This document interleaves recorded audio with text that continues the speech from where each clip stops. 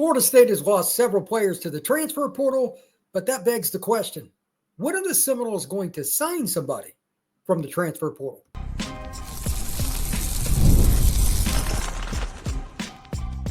You are Locked On Seminoles, your daily podcast on the Florida State Seminoles. Part of the Locked On Podcast Network, your team every day.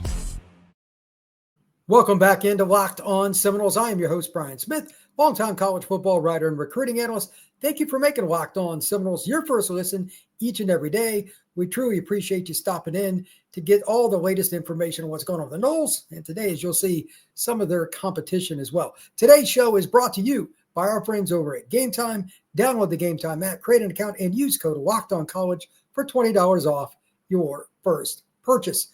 Speaking of that competition, the Big Three. It has been very convoluted on what's going to happen from year to year, especially since 2020. What is the deal with the programs in the state of Florida? I want to examine, going to talk about it. I want to ask some questions of you. Answer away on the YouTube page, Locked On Seminoles YouTube. We have a lot of great listeners and a lot of people watch that and comment. This is going to be an opportunity for you. Segment 2, we're going to talk about the depth chart. How do you feel about Florida State's offense right now after spring ball is done compared to before spring? Good, bad, indifferent? What else does Florida State need from the portal and more? But to start off the show, we're going to talk about the players that have left FSU. What's going on? Is it good? Is it bad? Is it unexpected? There's a little bit of all of that. And I want to give my take right here on Florida State's transfer situation. Number one, Florida State has lost some good players. That is not deniable. But none of them have been truly impact guys. More depth pieces are guys that had potential. Denace White, for those of you who have not seen, defensive lineman for North Carolina, redshirted this past season. I believe he only played in one game, is the only player that I look at, and that was probably the one I was most disappointed. You can't teach 320 pounds. Nose guards are hard to come by. That's unfortunate. But Florida State is probably deeper on the defensive line than just about anywhere else, especially inside. It's unusual. They're quite different than most programs. A lot of teams would have loved to have Florida State's defensive tackle depth chart. But they're losing some guys, some depth pieces, and Hykeem Williams, Jalen Brown, etc. They could have been starters too. They had both started games before and certainly had that potential. I thought Hykeem was going to be the number 2 this year at wide receiver. Many others did as well. So this isn't all perfect. Again, it's very convoluted. But here are some of the players that have left Florida State since spring ball got underway, etc. And it's, again, not elite players, but it kind of makes you wonder, okay, when's somebody going to come in to the fold? We're going to come back to that question in a second, but here's the list. Walk-on Harold Stubbs has left. Trevor Jackson was a walk-on, a preferred walk-on. Jalen Early, who, by the way, just announced for Missouri. He'd started for Florida State. Jordan Scott, we didn't even get to know you. The junior college transfer receiver, he's leaving.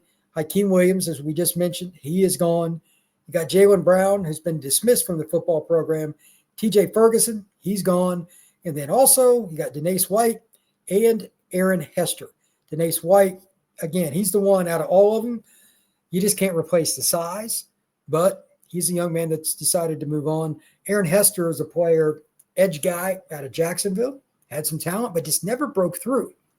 So really, Florida State hasn't lost anything from a consistency standpoint. But since the end of last year, they've lost over 30 players, going by what I'm seeing right here. And that's a lot. Here's the first thing. Number one, some of these guys just didn't want to put in the work. That's the case at any program. Number two, Florida State's not that great right now. If it's iffy, are you going to leave a program that's a top 10 school? Not as likely. Florida State stunk last year. That's part of it. And if you're not winning, guys aren't going to buy into what you're selling. That's why this next season is so important. But that's a podcast for another day. Finally, on this, you're looking at Florida State from a perspective of they've got a lot of guys that are trying to get new coaches, get to know new coaches, and vice versa. Some of it's just fit. Maybe they didn't like a coach. Maybe they didn't like the new defense or the new offense, whatever. Sometimes it's best to part ways. But I come back to the original question. When is Florida State going to start getting some guys? my prediction was honestly today for a bunch of schools. Tuesday, after the big weekend of transfer portal, players sitting down, having exit interviews. Today's going to be a huge day for guys announcing they're leaving schools, and there'll be a few guys starting to really announce that they're going to schools. Every day moving forward now, you're not only going to see so-and-so enters the transfer portal on X or Instagram or whatever it may be, you're going to see player has decided and he's enrolling. Here's why. You're going to get details because the deal has been done. The deed is over. Florida State needs to be one of them. I've said it before. I'll say it again. Offensive line, obviously receiver, losing Jalen and Hykeem alone is an issue. But again, I lost Jordan Scott too. That's 3 receivers. You got to get a couple. And I know they got Deuce Robinson and Squirrel White. Bowie grasped that. But Florida State is in nowhere near the spot they need to be at wide receiver or O-line from a depth perspective. Starters, I think, will be pretty good at both spots, honestly. But I'm not convinced of that either because you still got to figure out the third receiver for sure. And guys get hurt. This is football. Guys got to rotate. If you run a couple of deep patterns in a row, starters come out, reserves come in. That's just part of how football works. So I'm saying at least 2 more receivers need to come in on offense and minimum. I know it's expensive in the spring. They've got to get another offensive tackle. I don't feel good about that. That one makes me very nervous. Out of everything left, because there's so few good offensive tackles, the price goes up. I'm really unaware of what Florida State is willing to do. At worst, they need to get a swing guy, and let me define that. Primarily a guard, but he could play tackle in a pinch. Micah Pettis sprains his ankle week 4 next season. Okay, he can't play. Somebody has to move outside, or are you really comfortable with the guy behind him? You want as many options as possible. If the last 2 seasons have taught me anything, Florida State's O-line tends to get banged up a lot. I don't know what it is, but Florida State has been absolutely bludgeoned with the injury bug at the offensive line position. It's really odd. So can you get at least one tackle? Would be nice. If not, at least somebody that can come in to be a swing player. Running back, possible, but I don't think it's a priority. They've got enough talent there. Quarterback, I still think they need to get a transfer that can help you have depth pieces. Kevin Sperry's a good player. We've heard really good reports about him, but I don't feel comfortable with him being the number 3. He's a good player again, but do I want any chance of a freshman in the game again after what happened last year? No. Brock Glenn, honestly, he's a solid player, but I haven't heard anything out of him, and especially the way he would mix with Gus's offense to make me feel good. I think they need an experienced player from the FCS or something as a backup. I don't know if they'll do it, but we'll see. Tight end / H-back, you could sell me on it. Gus likes to run a lot of 2 tight ends, or better way to put it, a tight end and a guy that's a move back or an H-back or somebody that always is moving around to try to confuse the defense as well as give a quarterback a better look. Hey, is this man or zone? They move him across the formation to see what's going on. If you want another guy like that, you could probably get one pretty inexpensive because they're not going to get the ball much. Catch 10 passes, block a lot, that kind of thing. If they caught 20 balls, it'd be a lot. But I could see that as well. But overall, offensively, Florida State, they need a lot of pieces. And I haven't even touched the defensive side of the ball yet. On that side, we've heard about it. There's some concern, for lack of a better term, in the secondary. I thought that was going to be the spot. They were good, but then injuries killed them. And we haven't heard much out of the corner position. I know there was only one practice that the local media and whatnot could go to. I grasped that too. But there just wasn't a lot. Are the players struggling with the new scheme? It is an entirely different defense. Way different than what they ran. And there's going to be a lot more zone, which is more complex, but you got to do it. Maybe some of the guys they had from last year are not going to be ready to do it in Tony White's scheme. Again, one practice, so that nobody knows. It's going to be really rough to see anything other than questions until the actual game against Alabama, because they're keeping a tight lid on everything in Tallahassee. We'll figure it out in time, but that's my concern. Linebacker's a little better than what I thought it would be. I think getting Stephon in from Nebraska helps. He understood the scheme. He's played in it. He'll probably play a lot of reps early in the season, especially. That's really good news. But Florida State may not need to take a linebacker there after all from the reports, although if the right guy came along for the right price, that'd be fine. Pass rusher definitely could use another one. 100%. They could absolutely use another pass rusher. But it is what it is. When we come back, we're going to talk about the offensive depth chart and kind of get a grasp. Fans tend to complain more about offense because they want to see points. Last year was polar opposite of that with Florida State's offense, obviously. But there is some hope. Sinone over at 24/7 Noles, he did a pretty good job on a depth chart piece on the offensive side of the ball. I'm going to give my take on what he had, add some extra points, and kind of go from there. But whatever it is that you think about it, I want you to comment. That is next here on Locked On Seminoles. Baseball season is in full swing, and there's no better way to get in the action than with PrizePicks, the best place for daily fantasy sports. With PrizePicks, you pick more or less on at least 2 player projections, and if you're right, you can win up to 1,000 times your cash. Whether it's strikeouts, RBIs, or first inning runs, PrizePicks keeps every game exciting. It's fast and it's simple. Setting up a lineup takes less than 60 seconds, and when you win, your payout is quick, safe, and secure. Plus, there's all kinds of different promotions like Taco Tuesday, where PrizePicks offers discounts on select player projections for even more value. Download the app today and use code LOCKEDONCollege to get $50 off instantly after you play your first $5 lineup. That's Locked On College for $50 instantly after you play your first $5 lineup.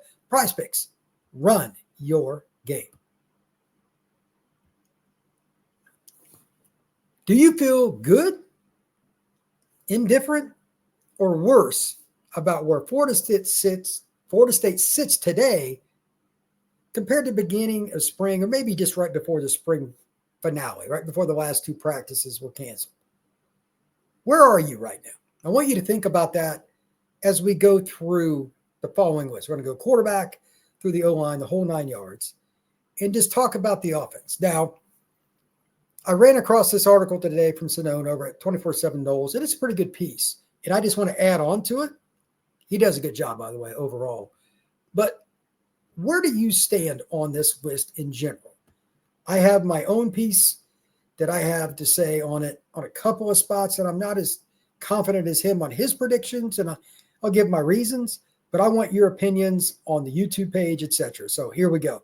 Quarterback is probably the most straightforward right now. He's got Castellanos and Brock Glenn. I think it's almost impossible to get that one wrong. They're not going to put Kevin Sperry in as the backup right now in any way, shape, or form to even remotely hint, in my opinion, that Brock Glenn isn't the number 2 because they don't want Brock to leave. I'm just going to say this openly, and I don't care if it offends somebody or not. Coaches lie like crazy, especially about quarterback. And I don't know who's close at number 2. Maybe Brock is. But if he wasn't, they still wouldn't tell him, in my opinion, because nobody wants the backup quarterback to leave. They don't want to lose depth. Every school is that way. But again, Brock is a third-year player. Kevin Sperry's in his first year. Brock is more mentally equipped just to handle the Florida State offense because experience in college. But based on the practice reports, sounds like Sperry is a really talented guy. Played at a good high school program. I'd imagine that he's somebody that could compete in the fall to take over that number 2 spot. And he 100% fits Gus's offense better than Glenn. Glenn can run. Kevin Sperry is a flat-out athlete. That is the difference. By the way, to the point I made earlier in the show, I still think they need a veteran to come into the lineup. Now, here is where I don't want to say differ. I just flat-out disagree on what he's got at running back. I'll explain momentarily. He's got Rodell Williams, and he's got Chroma/Jalen Lucas as his top guys. Rodell is what we've heard that I agree with in general, but projecting a true freshman to beat out everybody else that's ahead of him, I don't agree with. He hasn't played a down at Florida State or taken a practice snap. He's got to earn it. Cam Davis, just as one guy. What about Sam Singleton? I don't know if he's going to beat both of them out, especially early on in the year for 2 reasons. Playbook, and number 2, this is a really big one. Most freshman running backs are horrible at pass protection. Not bad, horrible. You got to prove to me he's going to be the number 2. The Jalen Lucas thing, he put slash next to Chroma, and that's cool. I love him as a player and what they can do with him. But he's his own category. He doesn't even really have a position because they're going to motion him. It's going to be used in the slot. They'll use him out wide. He'll be a guy they find all kinds of ways to use. But he's not going to run between the tackles a ton. He's 170 pounds. He'll occasionally get a draw, something like that, but it'll be screens, reverses, and short passes. Good luck to whoever's trying to tackle Jalen Lucas. That's just my opinion on that. Next up, the tight end position. There could be some movement here. He did this in 2 sections. I actually kind of like it. Top of the board, though, Landon Thomas. There's just no way he's not number 1. The kid was starting as a freshman, and he's a really freaky athlete. Markinston Douglas, I don't know if you would say he necessarily fits Gus's offense, but he adds a unique element. He's massive, and they want to run the ball downhill. Gus has never even remotely gone away from that. Could they use 2 tight ends, like 1 tight end on each side, and just run inside zone, some different gap plays with that? Absolutely. I like that, and I wouldn't be surprised if they came out in that against Bama play 1. There are different packages that you could use both of them. That would be intriguing. Here's where it's interesting. He also has an H-back spot. He's right. Gus absolutely uses the H-back spot, always has. And even in 2010, when he won it at Auburn, they had an H-back that was really important in the run game. And he blocked most of the time. Caught a few touchdowns, but he was a blocker. Well, Randy Pittman fits that role, and he's athletic. And they also had that freshman that came in that I think a lot of people are excited about, Chase Lofton. Very talented player from the state of Nebraska. Florida State might do some interesting things at tight end. I don't know how you want to rank it because Lofton could play H-back and tight end. Like, there's no one way to just put it on a piece of paper. But it is intriguing. And Florida State right now is probably better at tight end than they've been in quite some time. Receiver is where it's goofy. And I'm not talking about Sinone's article. I'm just talking about for Florida State. You've lost 3 guys. Got a ton of young players. You absolutely have to get at minimum 1 more player out of the portal. How do you line up everybody? I don't know. And here's what I mean by that. Deuce Robinson could play flanker or boundary. You could even play him a little bit in the slot, but you've got plenty of guys that can play there. So I don't know how they're going to label him as an offense, and I don't know how the media members like myself should label him either. Football player might be better, but he's your number 1 overall. Elijah Moore, I think, is the backup boundary. That's also what Snowden has. I agree with that. The question is, can they find somebody else to come in and help with that? I don't know. I need to see something with that. Tajon Gelsey's a guy that could. He mentions him in the article, but somebody else has to step up. And there aren't a lot of big body guys that really fit it.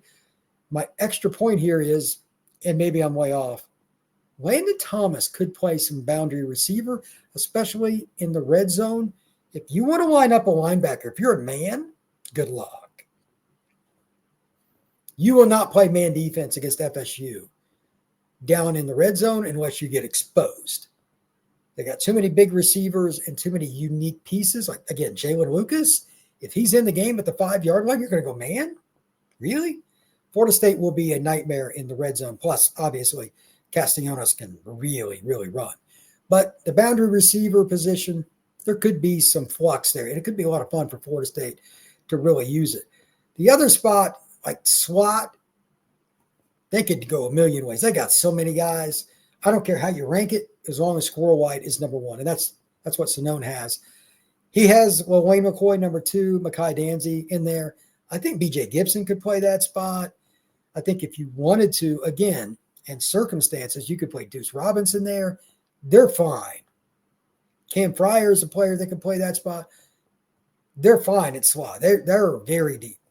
It's the flanker spot. Is Wayne going to get some reps out there? Is Danzy?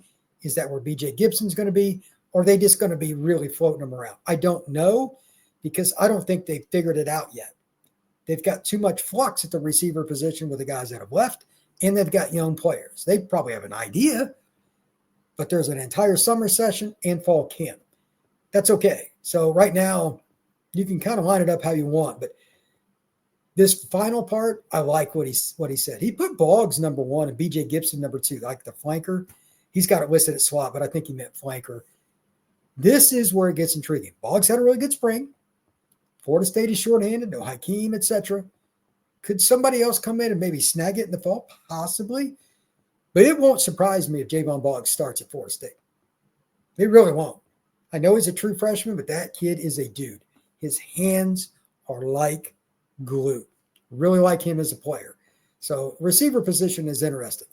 Offensive line, Gunnar Hansen should be the left tackle. Lucas Simmons, we're hoping is ready. If Gunnar goes down, that's a really important player for Florida State. Heavily recruited. I think he could be a guy that ends up being a starter for a couple of years. But then we get into more transfers. Adrian Medley, is he the only guy there at left guard you're really feeling comfortable about? Andre Otto, Jacob Rizzi, we'll see. I could see either one of them playing, but I'm not confident in either one of them. Center Luke Pettibone, they just talked glowingly about. That's a lock, no doubt about it. Right guard, Richie Leonard, I'm not feeling so good. You got to prove it to me. I still think that's a spot they could take somebody from the portal. Prove me wrong. And then finally, Micah Pettis. You got Jonathan Daniels behind him. Probably going to be good for this year, but he was banged up a lot this spring. Again, it'd be nice if you got another tackle that could swing or a guard that could move to tackle to help out somewhere. We'll find out if Florida State gets it done that way, but I don't have as good a feeling overall about Florida State coming out of spring as I did going in. Too many injuries, too many transfers, and they haven't added anybody yet. Of course, as soon as I get ready to post this podcast, somebody will announce for Florida State. That's how it always works. But I digress. When we come back, I asked the question, what has happened to the big three in the state of Florida? Going to examine a few of the parts for each of Florida State, Florida, and Miami. What's happened? That is next here on Locked On Seminoles. There's nothing like the atmosphere of an NBA playoff game. Every bucket, every defensive stop, every moment feels huge. It's electric in the arena, and with Gametime, you can be a part of it without the stress of last-minute ticket decisions. Gametime makes it fast. It makes it easy to get those playoff tickets, even when demand is sky high. Prices on the app actually go down as tip-off draws closer, and their last-minute deals can save you up to 60% off. A good reason to use Gametime is that 60%, but here's another key. It's not just NBA basketball. It could be football, it could be tennis, it could be a concert, it could be theater, it could be comedy, anything you can imagine just about. Gametime has an opportunity for you. And as somebody that's used the app, I can tell you it's very easy to navigate. Even if you're not a big fan of using apps, this is easy. Plus, there's the all-in pricing. The price you see at the beginning is the one you get at checkout. So take the guesswork out of buying tickets with Gametime. Download the Gametime app, create an account, and use code LOCKEDONCollege for $20 off your first purchase. Terms apply. Again, create an account and redeem code LOCKEDONCollege for $20 off. Download Gametime today. Last-minute tickets, lowest price, guaranteed. The big three have struggled mightily. Florida State, Florida, and Miami. Since 2020, the only season that was really dominant by any of the three was Florida State's 2023 season, and then last year until towards the end with Miami. That's it. Here are some numbers that are just really staggering, and I know everybody here is just pretty much interested in Florida State, but the reason Florida State's good is the rivalries. When you beat top-notch teams, especially ones in your backyard, it helps to propel you upward. Florida sucking and Miami sucking. I know you guys don't want them to be great. I get it. But why are they down, and why is Florida State so up and down too? That's what I want to examine over the next 5-10 minutes here. A couple of notes. Since 2020, let's just use the Gators. Their best season from 2020 until present day was 2020, 8-4. At Florida? That's a joke. That's an utter joke. It's the University of Florida. Let's use Miami. This is just absolutely unbelievable. Since 2004, they've only had 2 seasons, 2 with 10 or more wins, 2017 and 2024. That's it. Neither year did they reach 11. At Miami and then Florida State, they are a yo-yo. Obviously, they won the title in 13, had some really good years from 14 to 17. But since then, except for 2023 and the back half of 2022, Florida State has just been as inconsistent as it can get. So I'm going to ask overwhelmingly here, what is the number one reason? I know there are multiple. What is the number one reason that you think each of the big three has failed to live up to the obvious expectations? It's the most fertile ground for NFL talent based on the draft. Number one, the state of Florida, the Sunshine State, pumps out more NFL draft picks than anywhere. But why aren't Florida State, and Miami capitalizing? They don't recruit them as well. What is the disconnect here? I cover recruiting, and I have this conversation with John Garcia Jr. from Rivals, Steve Wilfong from On3, different guys about why kids go here, there, and everywhere else. It's a little perplexing with the big three. It really is. But it's still got to be deeper than that. Is there another reason you can think of? How come none of them are consistent? Even when they have a lot of top talent, like Miami had a bunch of talent on defense last year, they couldn't stop a cold. They sucked. Florida State last year couldn't do anything. And it wasn't because of a shortage of physical talent at several spots. Like D-line, they were just unmotivated. Why? Florida, I have no idea what their secondary was doing last year. That looked like some kind of Chinese fire drill. I mean, there were literally high school programs in this country with better secondary play than Florida. And I mean that literally in terms of being able to operate it. No lie. What is going on? Why are all three of those programs struggling so much? I've been struggling to figure this out for a while, and I hope some of you have a better answer than I do. I know recruiting is part of it, but I still think there's a deeper underlying theme that I'm missing. If you think you have the answer, or if you have a question, a comment, fire away on the Locked On Seminoles YouTube page. We have a lot of discussions there anyway, but this ought to be fun. There has to be a reason for the big three for so long being at best up and down. It really is perplexing. And on top of it, I don't see any of the three, at least short term, the next 2-3 years. I don't see it. I know some Florida fans say, oh, we got DJ Wagway. Your defense sucks. Okay? For anybody out there, your defense sucks. Until otherwise proven, the Gators can't stop a pass, especially against a quality opponent. They find a way in the most critical moments to get smoked. I don't care about the numbers overall. When it's a key play, the Florida Gators shoot themselves in the foot. Miami did it all last year, and at certain points, Florida State did too, and the secondary might have been their best spot. It's just bizarre. So, again, why is it the big three is struggling? It is really perplexing. It's the reason that I ended up doing this show. I grew up watching those games, and I really enjoyed them. They're just not the same anymore, and I would like to see each of the programs at least be like 8-4 should be the bottom for those three schools. It really should. And if it's not, that's on them, but they got to figure this out. Each has their own issue to deal with, but Florida State, Florida, and Miami need to get better. There's no doubt about it. Thank you once again for making Locked On Seminoles your first listen each and every day. Truly appreciate you stopping in to talk some Noles with me. Appreciate it if you'd hit that like button, that notification bell, and subscribe to this podcast. Give us a 5-star review if you're on Apple. Share this with your friends. I'd love to get in front of more Florida State fans. We will see you again soon here on Locked On Seminoles.